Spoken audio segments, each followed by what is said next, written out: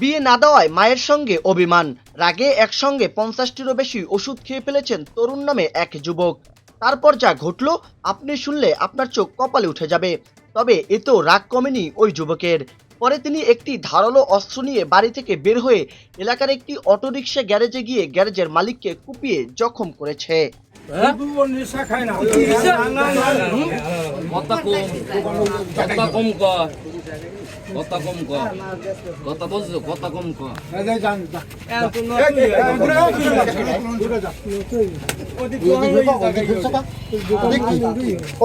ঘটনাটি ঘটেছে পটুয়াখালী পৌরসভার ৯ নম্বর ওয়ার্ডে নন্দকানা এলাকায়।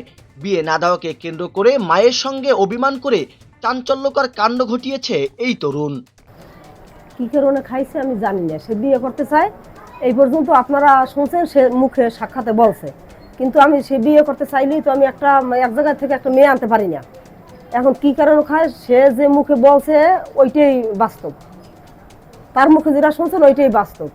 বলছি যে এইটা খুঁজো কেন, যাও তুমি তোমার কাজে যাও, এর ব্যাপারে তুমি আসছো না, আমি বুঝবো না। এই সময় বুঝছি যে ঔষধগুলো খাবে, তাই ঔষধ খাওয়ার জন্য আমি ওই পাশ থেকে লোক ডাক দিছি, তাদেরকে সে সম্মান করে নাই। স্থানীয় সূত্রে জানা যায়, বিয়ের জন্য পরিবারের উপর চাপ দিলেও রাজি না হয় ক্ষোভে তিনি একসঙ্গে প্রায় 50টিরও বেশি ওষুধ খেয়ে ফেলেন। এরপরও রাগ কমেনি ওই যুবকের। ব্যথার ট্যাবলেট খাই, তারপর যাইয়া এই আপনার এই গিরের ব্যথার ট্যাবলেট খাই, এইসব খাই, এই মাথা ধরা আছে ট্যাবলেট আমার বান্ডে থোয়া, বান্ডে থোয়া কোন কোনো ভাত খাইতে যায় তখন আমি ওই ট্যাবলেটটা খাই। এই আমার ঘরে গিরেছ তো ওই রকম, সেই ট্যাবলেটটি সবাই নিয়ে আসবো। ও আবার 10-12 দিন আগে এই কমরে ট্যাবলেট পাইছে, কি করছে ভগবান জানে, কইতে পারি না। এতটি ট্যাবলেট জোগাড় করছে, জোগাড় করে যদি দাদা কেউ একটা শেষ করে দেবো। ওই ট্যাবলেটটি খাইছে, ট্যাবলেটটি খাইয়া বাস একটা ফেনা টানা ছাড়িয়ে দিয়ে একটা শেষ। হাসপাতাল লইয়ে যাওয়া হয়েছে, ডাক্তারে কলে যদি এরকম যদি খায় ও মরতে চায়, হইলে ওর মরতে দেয়, মরতে দেন। পরে একটি ধারালো অস্ত্র নিয়ে বের হয়ে নন্দকানাই এলাকার একটি অটোরিকশা গ্যারেজে গিয়ে গ্যারেজের মালিক বিমলকে এলোপাতাড়ি কুপিয়ে গুরুতর জখম করে। আহত বিমলকে স্থানীয়রা উদ্ধার করে হাসপাতালে ভর্তি করেন।